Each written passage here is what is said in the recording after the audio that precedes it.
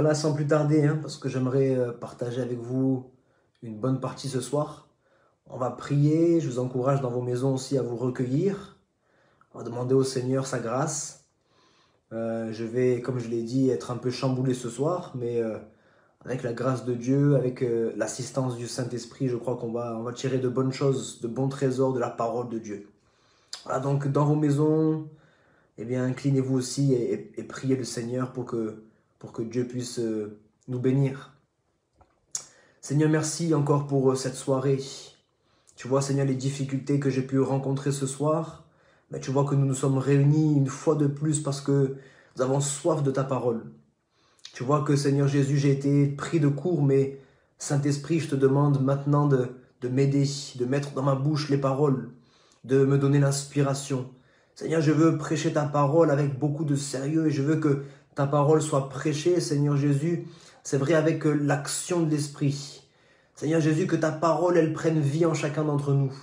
Nous ne voulons pas, Seigneur Jésus, faire simplement un cours théorique. Mais nous voulons, Seigneur Jésus, eh bien, découvrir davantage encore ce soir les mystères, les secrets de ta parole, afin de, Seigneur Jésus, eh bien, connaître des choses nouvelles, Seigneur, des choses que nous ne connaissions pas jusqu'à maintenant, et qui nous permettra, Seigneur Jésus, bien d'approcher plus près de toi, et de te ressembler davantage. Seigneur, merci parce que c'est toi qui vas parler ce soir encore. Seigneur, merci parce que tu as dit dans ta parole, tu as dit à Paul, tu as dit, c'est dans ta faiblesse que ma puissance s'accomplit. Je veux croire que dans ma faiblesse ce soir, ta puissance va s'accomplir. Merci pour chacun des bien-aimés, Seigneur, qui sont connectés ce soir. Merci pour leur famille, leur foyer. Seigneur, de les visiter. Ceux qui manquent de paix, Seigneur, tu leur donnes la paix, toi le prince de paix. Ceux qui sont malades, Seigneur, tu es l'Éternel qui guérit. Tu envoies ta parole et tu les guéris. Ceux qui sont angoissés, ceux qui sont peut-être dans la dépression, tu viens, Seigneur Jésus, les visiter, Seigneur Jésus. Et ta parole, Seigneur Jésus, elle est là, elle est utile, elle est convaincante. Elle vient, Seigneur Jésus, pour transformer notre être tout entier, notre vie.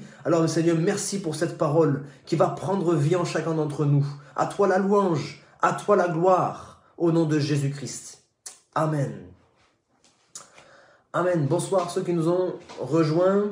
Voilà, je disais que exceptionnellement, je suis au bureau. Il y a un petit changement de décor. J'espère que la connexion sera bonne. Je compte sur vous. S'il y a des soucis de connexion, n'hésitez pas à me mettre en commentaire. Voilà, pour que je puisse m'arrêter et puis reprendre ce que vous avez loupé. Ce soir, donc, on va continuer, bien sûr, notre étude biblique. On est toujours dans le chapitre 1. On avance tout doucement. On a vu pas mal de sujets différents. La semaine dernière, on a vu la foi. On aurait pu bien développer la foi pendant plusieurs mercredis.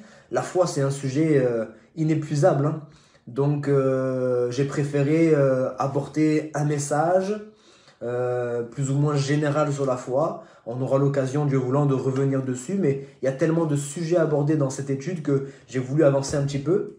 Donc on a parlé de l'épreuve, on a parlé de la foi, on a parlé de la sagesse, on a parlé de toutes sortes de choses. Aujourd'hui, on arrive au verset 12. Au verset 12, et dans la version Louis II, « Heureux l'homme qui supporte patiemment la tentation, car après avoir été éprouvé, il recevra la couronne de vie que le Seigneur a promise à ceux qui l'aiment. Amen. » Voilà, donc on va s'arrêter un petit peu sur ce verset 12. On va le voir aussi dans d'autres traductions, dans d'autres versions. Comme je l'ai dit, souvent, c'est bien quand on étudie, quand on médite la parole de Dieu, d'avoir plusieurs versions, plusieurs traductions, qui sont bien évidemment les mêmes dans le fond, mais dans la forme, elles nous aident certaines fois à comprendre un peu mieux un sens ou un autre. Voilà, donc là, on va d'abord commencer avec la version Louis II. D'abord, vous faire remarquer que le mot « heureux », parce qu'on commence par le mot « heureux », le mot « heureux », c'est le même que le mot « béni ». D'accord? En grec, c'est « makarios ». Vous n'allez pas l'enregistrer, la prendre par cœur, mais c'est bon à savoir. En grec, c'est « makarios », c'est-à-dire être heureux, être béni. Ça, c'est bon à savoir parce que lorsque vous allez lire la Bible, et en particulier, bien évidemment, les béatitudes que vous connaissez bien dans l'évangile de Matthieu, chapitre 5, « heureux, heureux, heureux », vous pouvez remplacer ce mot « heureux » par « béni ». Voilà, ça vous donne aussi une autre compréhension de ces textes. Aussi vous dire que, faire attention, le sujet principal de ce verset, c'est pas la tentation. On va en parler ce soir de la tentation, mais le sujet principal, c'est vraiment heureux en fait. C'est vraiment heureux. Quel est l'homme qui est heureux? Quelle est la femme, bien évidemment, qui est heureuse? Eh bien, on va le voir ensemble. C'est justement celui qui résiste, celui qui supporte patiemment la tentation. C'est pas tous ceux qui sont tentés qui sont heureux. C'est pas tous ceux qui supportent la tentation qui sont heureux, mais c'est celui-là ou celle-là seulement qui supporte patiemment la tentation. Certaines fois, dans la tentation, on supporte, mais on est un peu aigri. On en a parlé déjà avec le mot épreuve, avec l'épreuve dans notre vie. Le mot heureux, là, le mot supporter, c'est pas juste supporter. C'est supporter, mais patiemment. Patiemment. Et celui qui supporte patiemment, il est heureux. Celui qui supporte patiemment la tentation. Dernièrement, il y a un frère à l'Assemblée de l'Ariane, là, sur la réunion Zoom, qui nous a fait un petit partage sur la tentation, justement, et nous rappelait, au travers de différents versets des Écritures, que Jésus-Christ lui-même, le Fils de Dieu, mais qui a été fait homme aussi, Jésus-Christ a été tenté, comme nous, à différentes reprises et de toute manière. Ce qui veut dire que nous sommes tous tentés. Ok? Quelqu'un ne pourra pas dire, non, mais moi, je suis tout le temps tenté, les autres ne sont pas tentés. Non, nous sommes tous tentés. D'accord? Mais celui qui est heureux, c'est pas seulement celui qui est tenté, je le répète, c'est celui qui aura supporté la tentation déjà, mais qui l'aura supporté patiemment.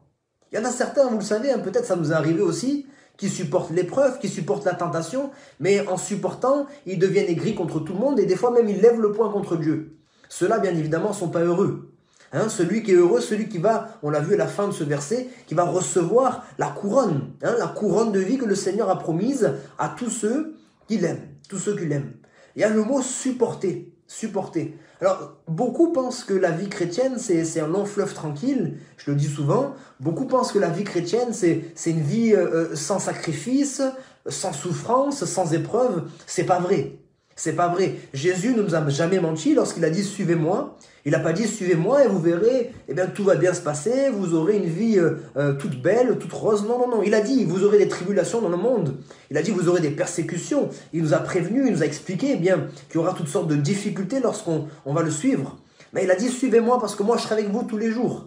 Et la Bible nous dit c'est lui qui nous a appelés et c'est lui qui est fidèle, c'est lui qui va nous affermir. Alléluia. On ne compte pas sur nos propres forces ni sur notre puissance, mais par l'Esprit de Dieu. Alléluia. Donc, la vie chrétienne n'est pas un long fleuve tranquille.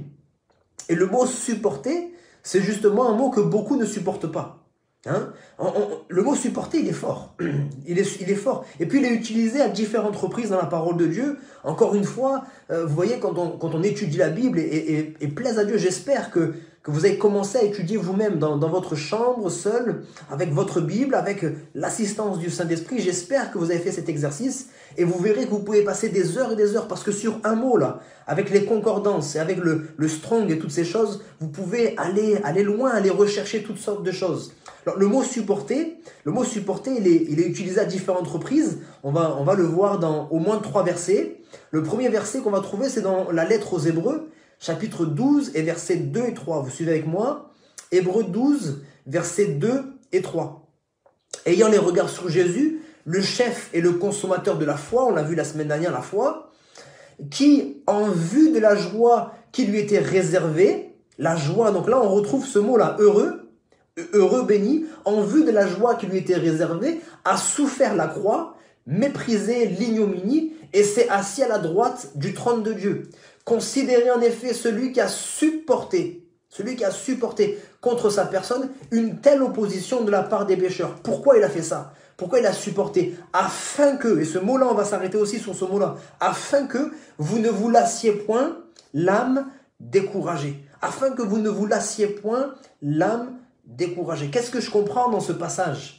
Je comprends que Jésus lui-même, je le répète, Dieu, Fils de Dieu, mais qui a été fait homme, de la même manière que nous, lui-même a été tenté. Lui-même a été tenté. Ne pensez surtout pas, parce qu'il y a beaucoup qui font l'erreur de croire que Jésus, pour lui, c'était différent parce qu'il était Dieu. Il était Dieu, mais il était pleinement homme. Il était pleinement fait en chair, ok? Donc, ça n'a pas été plus facile que lui. On va dire même physiquement, il avait la même fatigue que nous, il avait faim, il avait soif, il avait aussi des émotions, il pleurait, il était ému de compassion, etc. Certaines fois même, il était révolté lorsqu'il arrive dans le temple et qu'il va chasser, les vendeurs du temple. Donc, il avait des émotions comme nous, ok? Et il a été tenté de la même manière que nous. Ne pensons pas que, puisqu'il était fils de Dieu, il n'a pas été tenté. Ou il a été tenté, mais à moindre échelle. Remarquez que le diable a quand même osé bien venir s'en prendre à Jésus lorsqu'il était dans le désert, et il a osé toucher Jésus. Il a transporté Jésus. Il a transporté Jésus, vous voyez, et il l'a tenté à différentes reprises. On l'a vu déjà dans le désert, mais on le voit eh bien, de manière plus subtile tout au long de son ministère. Je ne crois pas que Jésus a été tenté à plus moindre échelle que nous. Au contraire, moi je pense que le diable nous tente eh bien, proportionnellement à notre destinée. Proportionnellement à l'appel qui est sur notre vie, proportionnellement aux œuvres que le Seigneur a déjà préparées à l'avance pour qu'on puisse les accomplir. N'est-ce pas? Si, eh bien, vous voulez être, on va dire, un chrétien, on va dire religieux, qui va faire quelques prières, qui va juste se rendre à l'église, qui va chanter quelques cantiques, mais qui témoignera pas, qui va pas essayer d'aller sauver les âmes, etc. Le diable va vous laisser plus ou moins tranquille. Mais lorsque vous vous mettez, eh bien, à prendre à cœur le salut des âmes, lorsque vous avez à cœur, bien, toutes les personnes, bien, qui s'enfoncent dans le péché, les personnes qui sont malades, les personnes qui sont angoissées, dépressives, etc., et que vous voulez leur apporter la solution, le soutien en Jésus-Christ, alors là, l'ennemi de votre âme bien, va essayer de vous décourager, vous voyez. Donc la tentation, elle est là, et je crois qu'elle est proportionnelle eh bien, à la destinée. Alors imaginez à quel point Jésus-Christ a dû être tenté, puisque le diable savait que c'était ce Jésus-Christ qui était venu, la Bible nous dit, pour détruire les œuvres du diable. Jésus était venu pour détruire les œuvres du diable. Il a même donné à plusieurs le pouvoir de marcher sur les serpents, les scorpions et sur toutes les puissances des ténèbres. Donc le diable a certainement essayé de redoubler d'efforts lorsqu'il a tenté Jésus-Christ. On pense justement, je vous ai dit, à ce passage dans le désert, lorsque Jésus, après avoir reçu le Saint-Esprit l'a poussé dans le désert, il a passé 40 jours dans le désert. Jésus va être tenté, vous le savez, à différentes reprises. Et à un moment donné, le diable va lui dire, prosterne-toi devant moi, et je te donnerai tous ces royaumes. Il parlait des royaumes terrestres. À ce moment-là, eh bien Jésus, comme on l'a lu dans le verset, il avait en vue la joie qui lui était réservée. Voici une manière de résister à la tentation. Pour quelqu'un ce soir qui se dit, mais comment est-ce que je fais pour résister à la tentation? Eh bien, il avait en vue. On a parlé aussi par rapport à l'épreuve, c'est la même chose. Tout à l'heure, on verra que le mot tentation et épreuve, c'est la même chose, c'est perasmos, ok? Donc, vous verrez qu'on a déjà développé ça avec l'épreuve. Comment supporter l'épreuve? Se réjouir en espérance. C'est-à-dire, il avait en vue déjà. Et dans la tentation, c'est pareil. Comment est-ce que toi qui es tenté dans le péché, eh bien, comment est-ce que tu fais pour résister, pour ne pas eh bien, succomber à la tentation de l'adversaire? Eh bien, tu regardes les choses eh bien, qui sont célestes, qui sont éternelles, les récompenses qui sont pour toi. En vue, il avait en vue. Donc quand le diable lui a proposé les royaumes terrestres, Jésus-Christ avait déjà en vue le royaume céleste qui lui était réservé. Et bien évidemment que le royaume céleste, il est plus grand, il est plus puissant, il est plus glorieux, il est plus merveilleux. Alléluia. Donc Jésus-Christ n'a pas regardé à la tentation, mais Jésus-Christ a regardé à la récompense qui y était derrière. Lorsque plus tard encore, on a différents passages. Jésus va être tenté à différentes reprises. Regardez lorsque Satan à nouveau va le tenter, mais de manière plus subtile. Jésus va faire des miracles, il va enseigner la foule, et à un moment donné, en Jean chapitre 6, verset 15, la foule va vouloir le faire roi. La foule veut le faire roi. Alors, d'un premier regard, on se dit, mais c'est pas mauvais, c'est pas mal. Sauf que Jésus-Christ n'a pas regardé eh bien, à la couronne corruptible qui lui était offerte à ce moment-là. Parce que s'il était roi, c'était un roi, mais bien à la manière des hommes. C'était une couronne corruptible qu'on allait lui donner. Mais il n'a pas regardé à la couronne corruptible, il a regardé à la couronne incorruptible, éternelle. Il savait qu'il est le roi des rois, le seigneur des seigneurs. Il n'est pas juste le roi d'une foule, il n'est pas juste le roi d'un pays, il est le roi des rois. Alléluia. Donc il a regardé encore plus loin. Lorsque plus tard encore dans le jardin de Gethsémane, il va commencer à suer des grumeaux de sang, il va ressentir l'agonie, l'angoisse. Et il va commencer à prier. Vous connaissez tous cette prière. Si cette coupe pouvait s'éloigner de moi, toutefois non pas ma volonté mais la tienne. Donc à un moment donné, la tentation était là. La tentation était là de dire, bon, j'aimerais repousser cette coupe. Mais toutefois, qu'est-ce qu'il a fait? Il n'a pas regardé à l'angoisse du moment, il n'a pas regardé à la tentation du moment, parce que imaginez qu'à ce moment-là, vous savez que Jésus-Christ avait son libre arbitre aussi. Jésus-Christ, à ce moment bien précis de l'histoire, aurait pu refuser, il aurait pu abandonner. La Bible dit qu'il suait des grumeaux de sang, il sentait l'angoisse, il sentait le poids du péché commencer à venir sur lui. Imaginez cela. Et à ce moment-là, il avait le droit, il avait la possibilité de refuser. Il pouvait à ce moment-là abandonner. Et c'était une tentation. Mais Jésus-Christ n'a pas regardé, il a regardé à la croix, il a regardé plus loin, il a regardé à la victoire de la croix, alléluia. Et c'est comme ça qu'on apprend à résister. C'est une des manières de résister à la tentation. En regardant, aux choses éternelles, aux récompenses que le Seigneur, veut nous donner. Il y a encore tant d'exemples dans la parole de Dieu. Je vous encourage vivement à aller chercher vous-même, à méditer, à rechercher ces choses. Toutes les fois où Jésus-Christ a été tenté, on peut regarder même la vie des apôtres. Quand ils étaient tentés, comment est-ce qu'ils ont fait pour résister? Comment est-ce qu'ils ont fait pour résister? On a appelé dans nos souffrances, dans nos épreuves, dans nos tentations, à considérer le modèle de Jésus. On l'a lu, je relis pour vous dans le verset qu'on a lu, Hébreux chapitre 12, versets 2 et 3. Considérez en effet celui qui a supporté contre sa personne une telle opposition. Considérez le modèle de Jésus-Christ. On voit souvent, pourquoi on veut se venger? Pourquoi on succombe à la tentation? En général, parce qu'on se dit que c'est la seule manière de réagir. C'est la seule manière de réagir, de se venger face au mal, ou bien de succomber à la tentation. On a l'impression même des fois qu'on est les seuls à vivre ces choses. C'est pareil que pour l'épreuve, bien pour la tentation, des fois on a l'impression qu'on est les seuls à être tentés de telle manière. On a l'impression que c'est les seuls. Et souvent, regardez, on se compare à ceux qui réagissent moins bien que nous. On commence à dire, t'as vu, j'ai pas si mal réagi par rapport à un tel, mais ça c'est facile.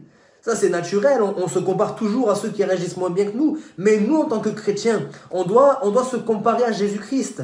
On doit considérer Jésus-Christ, non pas considérer les autres, mais on doit considérer Jésus-Christ. Et lorsqu'on regarde à Jésus-Christ, les choses changent. Les choses changent. On se dit, mais finalement, j'ai peut-être pas été tenté tant que ça.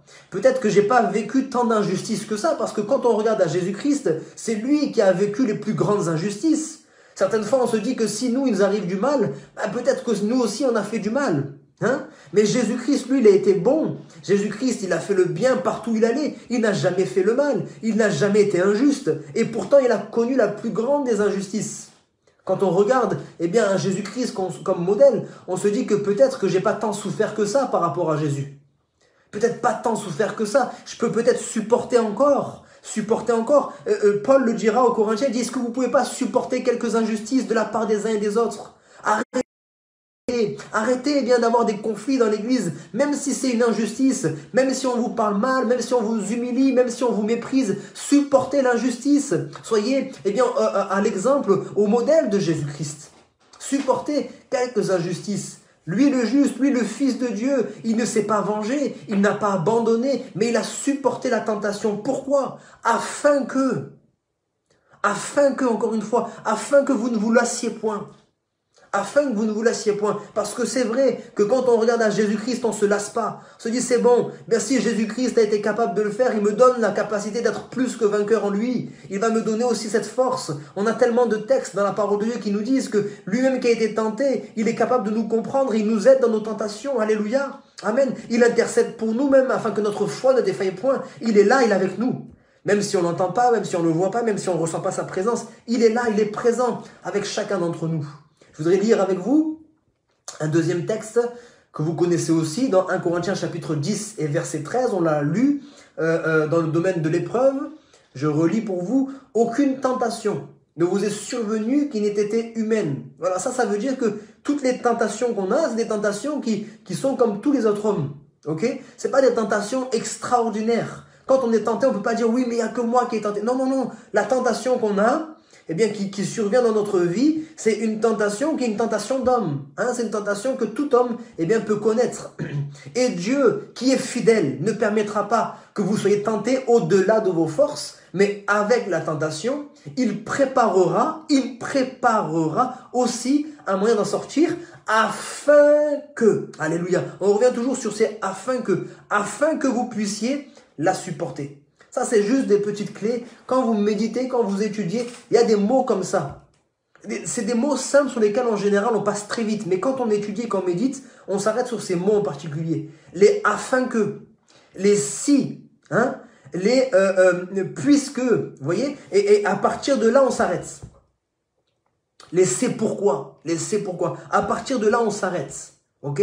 Les afin que, on comprend que le verset là, il permet telle chose. Il y a une condition, et puis il y a quelque chose qui est permis, afin que. Donc là, c'est afin qu'on puisse supporter. On est en train de dire que c'est celui qui supporte patiemment l'épreuve. Vous me suivez? On est toujours dans la ligne, on est en train d'étudier, on est dans le mot supporter. Supporter patiemment l'épreuve. Et on lit dans le verset, dans 1 Corinthiens chapitre 10, verset 13, on fait le lien. Ça, c'est avec les concordances. 1 Corinthiens chapitre 13, comment est-ce que je fais pour supporter patiemment? La Bible me dit que Jésus-Christ, le Seigneur lui-même, a préparé un moyen d'en sortir afin que je puisse la supporter. Afin que je puisse la supporter. C'est un verset, j'ai dit, que j'ai cité pour l'épreuve. Je vous ai dit tout à l'heure que le mot épreuve et le mot tentation, c'est le même. C'est le même. Voilà pourquoi je me suis permis de vous parler la dernière fois de l'épreuve au travers de ce verset. J'avais remplacé tentation par épreuve. C'est le mot pérasmos. Quand il est dit, regardez comme des sujets de joie les diverses épreuves, c'est pérasmos. Et quand il dit supporter patiemment la tentation, c'est pérasmos aussi. Quand il est dit afin, eh bien, de toute tentation, là, aucune tentation nous est survenue, c'est pérasmos aussi. Ok? Donc c'est le même mot. C'est le même mot. Ok? On revoit ce principe très rapidement. Aucune tentation, on n'est plus dans l'épreuve, on est dans la tentation du péché. Aucune tentation n'est au-delà de vos forces. Arrêtez de raisonner par vous-même. Quand on est chrétien, on ne raisonne plus par nous-mêmes. Quand on est chrétien, on se conforme à la parole de Dieu. Alors, qu'est-ce que me dit la parole de Dieu? La parole de Dieu me dit que de toute manière, je ne serai pas tenté au-delà de mes forces. Donc, quand la tentation arrive, je n'ai pas le droit de raisonner en me disant, non, c'est plus fort que moi. Je ne peux pas résister à cette tentation. Non. Si je dis ça, je fais la Bible menteuse. Je fais Dieu menteur. Dieu a dit qu'il ne permettra pas. C'est lui qui permet ou non. Repensez toujours à l'exemple de Job. C'est lui qui permet. Okay? Il ne permettra pas que vous soyez tentés au-delà de vos forces. Donc même si vous vous sous-estimez, même si vous n'avez pas conscience de vos capacités à résister, à supporter la tentation, le Seigneur, lui, il sait. Il sait que devant telle tentation, vous êtes capable de supporter. Ça, c'est la première chose, au-delà de vos forces. Hein? Et Dieu va dire à Caïn, le péché se couche à ta porte. Attention. Et ses désirs se portent sur toi. Mais toi, domine sur lui. Ok, vous me suivez? Le péché est là. La tentation, elle est là. Pour l'instant, le péché n'est pas encore entré dans la maison. Le péché n'a pas été consommé. Il n'est pas entré dans la maison. Mais il est à la porte. C'est la tentation. La tentation est là. Et la tentation, elle se porte. Les désirs se portent sur nous. Mais Dieu nous dit, toi, domine. S'il nous dit, toi, domine, c'est qu'il nous donne la capacité de dominer. Il ne nous dit pas des choses comme ça. Il ne nous laisse pas seuls face à la tentation. Mais il nous aide. Il nous aide. Face au péché, il nous aide. Il nous donne le pouvoir de résister, de supporter, de vaincre même la tentation. Alléluia. Vous devez apprendre à faire confiance au Seigneur. Faire confiance au Seigneur plutôt qu'au mensonge du diable. Le vendredi, en ce moment, sur la chaîne YouTube des ADD, on partage les stratégies de l'adversaire. On est en train de parler des différentes stratégies de l'adversaire qui nous empêchent d'aller plus loin avec le Seigneur. En tout cas, qui essayent et qui tentent de nous empêcher. Ok? Mais dans ces stratégies, on a parlé des mensonges du diable. Cessons d'écouter les mensonges du diable. Mais écoutons la parole de Dieu qui nous dit que non, aucune tentation n'est survenue qui n'était humaine. Et avec cette épreuve-là, il prépare déjà. Il prépare déjà un moyen. Donc toujours garder son sang-froid quand la tentation est là. Toujours garder son sang-froid. Je regarde à Jésus. Si je regarde à la tentation, je vois rien. Mais si je regarde à Jésus, comme j'ai dit tout à l'heure, quand je regarde à Jésus, je vois la porte de sortie. Il est la porte, hein, alléluia. Je vois la porte de sortie. Je vois la sortie de secours. Je vois la sortie qu'il a préparée afin que je puisse supporter la tentation. On continue, troisième exemple, avec le mot supporter. Première lettre de Pierre, chapitre 2, versets 19 à 23. Je vais lire dans la version parole de vie. Elle me parle un peu plus. Vous supportez peut-être des souffrances que vous ne méritez pas. Peut-être que ça parle à quelqu'un ce soir. Hein. Vous supportez peut-être des souffrances que vous ne méritez pas. Et cela parce que vous voulez rester fidèle à Dieu. Eh bien, c'est une belle chose. En effet, si vous avez fait le mal, quel mérite avez-vous à supporter les coups? Mais si vous souffrez avec patience quand vous avez fait le bien, c'est une belle chose devant Dieu. Oui, c'est à cela que Dieu vous a appelé. Écoutez bien cela. Oui, c'est à cela. À quoi? À souffrir. À souffrir injustement. Oui, c'est à cela que Dieu vous a appelé. Le Christ aussi a souffert pour vous. Il vous a montré le chemin parce que pour que vous suiviez ses traces. Lui, il n'a pas fait le mal. Il n'a jamais trompé personne. Lui, quand on l'a insulté, il n'a pas rendu l'insulte. Quand il a souffert, il n'a menacé personne. Mais il a mis sa confiance en Dieu qui juge avec justice. Alléluia. Il y en a beaucoup qui disent, je peux supporter l'épreuve. Si j'ai fait le mal, je supporte l'épreuve, on va dire j'assume. Ok? Mais par contre, si c'est injuste, non, moi je ne supporte pas l'injustice. Je ne supporte pas l'injustice. On a souvent entendu ça. Je ne supporte pas l'injustice. Si c'est injuste, je vais me défendre. Je ne vais pas me laisser faire. Et dans ce cas-là, on n'a aucun mérite. On réagit exactement comme les non-croyants. Or, il est dit, on va reconnaître un chrétien, on va reconnaître un enfant de Dieu à sa capacité de supporter l'injustice. De supporter l'injustice. Parce que celui qui supporte eh bien, des coups parce qu'il a fait le mal, il est normal, il est comme tout le monde. Mais celui qui supporte l'injustice, il est anormal. Il n'est pas naturel. Il est comme Dieu. Alléluia. Et c'est exactement ce à quoi Dieu nous appelle. Exactement à cela. C'est pour rétablir les balances. Bien-aimés, écoutez-moi ça. Écoutez bien ça. C'est pour rétablir la balance. Il y a un cercle vicieux, comme vous voulez l'appeler, il y a une chaîne qui est là, une chaîne de violence, une chaîne de haine dans notre monde. Comment ça se passe? Un jour, on va vous faire du mal. Et quand on va vous faire du mal, eh bien, la chose que vous allez faire, vous allez rendre le mal à votre prochain, volontairement, involontairement, directement, indirectement, consciemment, inconsciemment, peu importe. Mais puisqu'on vous a fait du mal, vous allez faire du mal à votre voisin. Et votre voisin lui fera du mal à quelqu'un aussi. Et c'est comme ça que ça fonctionne dans le monde. C'est œil pour œil, dent pour dent. Il y a une chaîne de violence qui est là, jusqu'au moment où cette chaîne de violence va rencontrer un chrétien. Alléluia. Quand la chaîne de violence, elle rencontre un chrétien, normalement, ce qui doit se passer, le chrétien, il va stopper net cette chaîne de violence. Parce qu'il va supporter. Parce qu'il ne va pas se venger. Parce qu'il va pardonner. Parce qu'il va rendre le mal par le bien. Il va rendre par le bien. Il va casser cette chaîne. Il va rétablir la balance. Il va changer la donne. Il va changer les choses. Et cette chaîne de violence, elle s'arrête là. À ce moment-là, elle s'arrête là. Alléluia. Parce que nous, on ne se venge pas. Parce que nous, on pardonne. Parce que nous, on supporte l'injustice. Vous voyez, dans Matthieu chapitre 5, versets 44 et 45, c'est Jésus qui parle. Il dit, moi, je vous dis, si on vous a dit jusqu'à maintenant, œil pour œil, dent pour dent, moi, je vous dis, aimez vos ennemis. Bénissez ceux qui vous maudissent, faites du bien à ceux qui vous haïssent et priez pour ceux qui vous maltraitent et qui vous persécutent, afin que vous soyez fils de votre Père qui est dans les cieux. Amen. Je fais juste une pause, 30 secondes, je vais reprendre. Dites-moi d'abord si la connexion elle est bonne et le temps passe, dites-moi si on continue encore un petit moment, si vous êtes d'accord ou si on arrête là et puis on continue la semaine prochaine. Rapidement, quelques personnes qui me disent en commentaire pour la connexion et pour la suite de ce live. Merci à vous. Matthieu 5, 44-45. Il dit, moi, je vous appelle à être différent. Moi, je vous appelle à aimer vos ennemis, à bénir ceux qui vous maudissent, à faire du bien à ceux qui vous haïssent, à prier pour ceux qui vous maltraitent et qui vous persécutent. Il dit pourquoi? Afin que, voyez ça, afin que vous soyez fils de votre Père qui est dans les cieux. Voyez, si vous ne faites pas ça, ne croyez pas que c'est pas trop grave. Si vous ne faites pas ce qu'on vient de lire dans Matthieu 5, 44 et 45, si vous ne faites pas ça, ne croyez pas que ça c'est juste pour l'élite. Ne croyez pas ça. Si vous ne faites pas ça, ça veut dire que vous n'êtes pas enfant de Dieu. C'est la condition, lisez comme moi, c'est la condition pour être fils de Dieu. Faites ceci, aimez les ennemis, bénissez, etc., afin que vous soyez, eh bien, fils de votre Père. Ce n'est pas tout le monde qui s'appelle enfant de Dieu.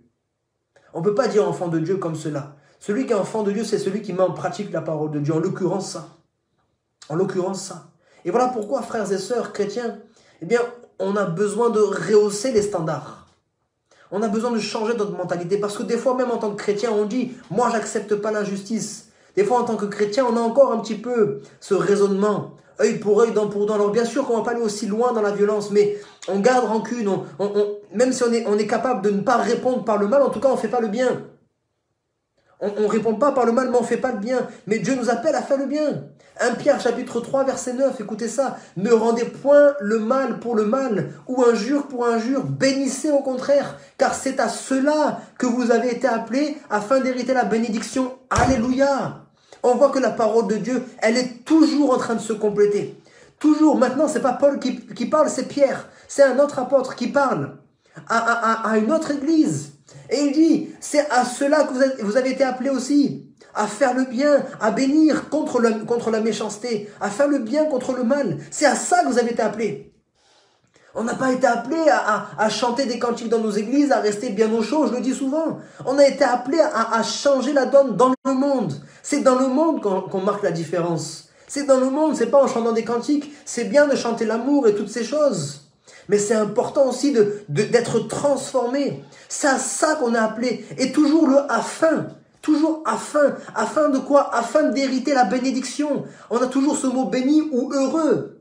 Il dit encore une fois, heureux celui qui supporte patiemment la tentation. Et là il dit, heureux la bénédiction, celui qui hérite, parce qu'il a répondu au mal par le bien. Il est heureux, il est béni. Alléluia. Vous qui voulez avoir une vie heureuse, une vie bénie du Seigneur, bénie de l'Éternel, c'est comme ça qu'il faut faire. C'est comme ça qu'il faut faire. Et puis il dit patiemment. Je ne vais pas développer ce soir, je ne vais pas être trop long sur ce mot-là. On a vu que le mot patiemment, encore une fois, c'est persévérance. Patience, persévérance. Donc, on a déjà développé ce thème-là. Je crois que c'était dans l'étude numéro 3.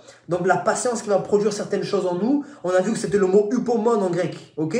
Je cite rapidement. Les synonymes, c'est constance, persévérance, endurance.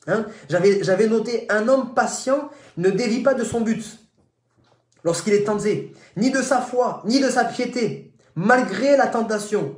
La patience est capable d'endurer, de rester ferme, donc de résister, de supporter, de persévérer. Elle ne succombe pas facilement à la tentation.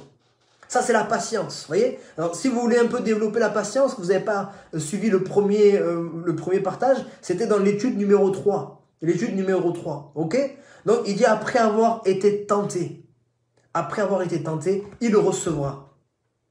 Donc, la récompense, elle n'est pas pour maintenant, frères et sœurs. La récompense, elle n'est pas pendant l'épreuve. Elle n'est peut-être même pas pendant la durée de notre vie. La récompense, elle est éternelle. La récompense, elle est dans le ciel. Quelqu'un me dira, mais du coup, j'ai pas envie, je suis même pas sûr d'avoir une récompense. Je suis en train de travailler, je suis en train de faire des efforts, des sacrifices, et je suis même pas sûr d'avoir une récompense. Oui, mais attendez. Et il faut qu'on puisse dire comme Paul. Paul l'a dit, j'ai combattu le bon combat, j'ai gardé la foi, j'ai achevé la course. On n'a pas encore achevé la course. Il a dit, j'ai achevé la course. Désormais, il dit. Il dit désormais, il dit pas jusqu'à maintenant. Désormais, parce que j'ai achevé la course, désormais la couronne de justice m'est réservée. Le Seigneur, le juste juge, me la donnera dans ce jour-là. Il dit, et non seulement à moi, mais encore à tous ceux qui auront aimé son avènement. Voyez? Donc, la récompense, elle n'est pas maintenant. Mais souvent, Paul nous parlera dans 1 Corinthiens chapitre 9, verset 24. Il va parler de ces athlètes. Il dit, ne savez-vous pas que ceux qui courent dans le stade courent tous, mais qu'un seul remporte le prix? Donc, il est en train de dire, il y en a beaucoup qui courent, ils sont même pas sûrs de remporter un prix. Ils ont toutes sortes de sacrifices, etc. Courez de manière à le remporter. Tous ceux qui combattent s'imposent toute espèce d'abstinence. Et ils le font pour obtenir quoi? Une couronne incorruptible, une médaille, une coupe qui va passer. Mais nous le faisons pour une couronne incorruptible. C'est vrai que la récompense, elle n'est pas maintenant. C'est vrai que la récompense, on ne la voit pas. Mais comme ces athlètes, on travaille dans le but de recevoir cette récompense. On travaille à notre salut. La Bible nous dit de travailler à notre salut. On résiste à la tentation. On supporte patiemment. L'épreuve. Alléluia. Je vais terminer en lisant juste toujours ce même verset, le verset 12 dans la version parole de vie, et puis Semeur, ça va vous permettre d'avoir une autre approche aussi. La version parole de vie, elle dit ceci, il est heureux l'homme qui résiste dans les difficultés. Non plus qui supporte patiemment, mais qui résiste dans les difficultés. En effet, quand il aura montré sa valeur, il recevra la vie. C'est la récompense que Dieu donne, que Dieu a promise à ceux qui lui donnent leur amour. Maintenant, on a le mot résister. Le mot résister, toujours dans l'épître de Jacques, chapitre 4, verset 7, vous connaissez ce passage. D'abord, soumettez-vous à Dieu, ça c'est la première chose, se soumettre à Dieu. Ensuite, qu'est-ce qu'on fait? On résiste au diable, on lui résiste, et puis ensuite, c'est lui qui fuira loin de nous.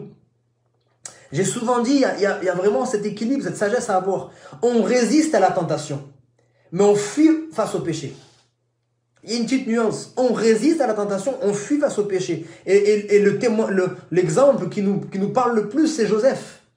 Il y avait d'abord la tentation avec la femme de Potiphar. À plusieurs reprises, elle a tenté. Elle a essayé de l'amener avec elle. D'accord? Elle l'a tenté. Et tant que c'était la tentation, il a résisté. Il a dit non. Mais quand elle l'a saisi, et quand elle l'a presque poussé au péché, maintenant il a fui. Il a fui, il n'a plus résisté. Parce qu'il savait qu'à un moment donné, il ne pouvait plus résister. L'esprit est bien disposé, mais la chair est faible, attention. Joseph voulait servir Dieu, Joseph voulait plaire à Dieu. Mais Joseph était un homme de la même nature que nous. Donc la tentation de la chair était là. Et quand il a su que le péché était sur lui, il s'est éloigné, il s'est enfui. Mais on doit résister à la tentation. Résister. Hein? Éphésiens chapitre 6, verset 13. Les armes spirituelles. Je vous encourage à méditer sur ce passage. Il dit, c'est pourquoi prenez. On a encore le c'est pourquoi, donc il faut lire avant. Hein. C'est pourquoi prenez toutes les armes de Dieu. Pourquoi? Afin encore. Alléluia. Les afin là, vous allez voir que vous allez faire toutes sortes d'études avec ce mot. Les afin et les si, c'est les conditions. Les afin et les si, vous allez faire des belles études avec ça. Arrêtez-vous avec votre concordance, les afin que, regardez ça, vous allez voir, vous allez vous faire plaisir, vous allez trouver des choses vraiment merveilleuses. Afin de pouvoir résister dans le mauvais jour après avoir tout surmonté. Après avoir supporté patiemment, il y aura encore des mauvais jours. Voilà pourquoi il faut aller jusqu'au bout de la course. Mais il dit, comment on fait pour résister dans ces moments-là? Je veux résister, pasteur, je veux résister à la tentation, mais comment je fais? On a vu tout à l'heure, en faisant comme Jésus, en ayant en vue la récompense. Mais aussi de cette manière-là, en revêtant, eh bien, en prenant sur nous les armes de Dieu pour pouvoir résister dans le mauvais jour. Hein? Et puis là, on a lu ensemble, c'est une récompense, la vie qu'il donne à ceux, eh bien, qui lui donnent son amour, leur amour. Hein? On a lu tout à l'heure Paul, hein? Paul, ce qu'il a dit, il dit, la couronne de justice m'est réservée, mais aussi à tous ceux qui auront aimé son avènement. La couronne, elle est réservée à ceux qui aiment le Seigneur, qui aiment son avènement. Et puis je termine maintenant avec la version Semeur. Heureux l'homme qui tient ferme face à la tentation. Ok, on a pu supporter patiemment, on a pu résister, mais on a tenir ferme face à la tentation. Car après avoir fait ses preuves, non plus montrer sa valeur, mais après avoir fait ses preuves, donc on est toujours, vous voyez maintenant, on comprend aussi le lien avec l'épreuve qu'on a vu au début de cette étude. Hein, on a vu que l'épreuve aussi, c'était un moyen aussi pour nous de faire nos preuves, de passer à l'étape supérieure, à la dimension, à la classe supérieure. Donc c'est le moyen aussi, quand on résiste à la tentation, c'est le moyen aussi de faire nos preuves. Il recevra la couronne du vainqueur, la vie que Dieu a promise à ceux qui l'aiment. Voilà, tenir ferme, Éphésiens, toujours chapitre 6, verset 11. Donc le verset 11 et le verset 13 disent la même chose. Avec parole de vie et semeur, on regroupe tout ça ensemble. Verset 13, donc prendre les armes de Dieu pour résister dans le mauvais jour. Et verset 11, c'est revêtir encore une fois les armes de Dieu, toutes les armes de Dieu, afin de pouvoir, maintenant on emploie le mot qui est utilisé dans semeur, afin de pouvoir tenir ferme. Et je disais dernièrement dans une étude sur les armes spirituelles, tenir ferme non pas contre la puissance du diable, mais contre les ruses du diable. Hein, on sait que le diable, il est rusé, il est comme un serpent. Il vient nous tenter, il ne vient pas nous tenter toujours de face, hein. Il vient d'une manière subtile. Quand il vient nous tenter directement, eh bien on sait que c'est le péché, on ne va pas le prendre. Mais comment il a fait avec Adam et Ève, eh bien c'était beau à voir, c'était beau, il y avait quelque chose de particulier, d'attrayant. Ok, vous voyez? Donc il ne vient pas avec des choses qui sont mauvaises, il ne vient pas avec des choses qui nous font peur, qui nous repoussent, mais il vient de manière subtile. Il vient avec des ruses. Donc nous, qu'est-ce qu'on doit faire? On doit tenir ferme. Tenir ferme contre les ruses du diable. Comment? En revêtant toutes les armes de Dieu. Il y en a 6. Avec la prière, ça fait 7 prières. Voilà. Donc aujourd'hui, on a vu un petit peu comment résister à la tentation. Et surtout, on a vu le sujet, c'était comment être heureux. Un homme heureux, une femme heureuse, un homme béni, une femme bénie. Eh bien, c'est en supportant patiemment, en résistant et en tenant ferme devant la tentation. C'est de cette manière-là qu'on va être heureux et qu'on va être béni de l'Éternel. Alléluia. Voilà. Merci pour votre patience. J'espère que la connexion n'a pas été trop mauvaise. Certains ont dit oui, d'autres non. En tout cas, vous pourrez le réécouter, je crois, en différé. Que Dieu vous bénisse abondamment, frères et sœurs. On se retrouve vendredi pour une vidéo sur la chaîne YouTube NissaDD06. Une vidéo d'évangélisation où on parlera encore justement de ces ruses du diable. On va parler de la stratégie de l'isolement. Que Dieu vous bénisse abondamment et que Dieu bénisse chacun de vos foyers. À très bientôt. Dieu, nous croyons, confiants.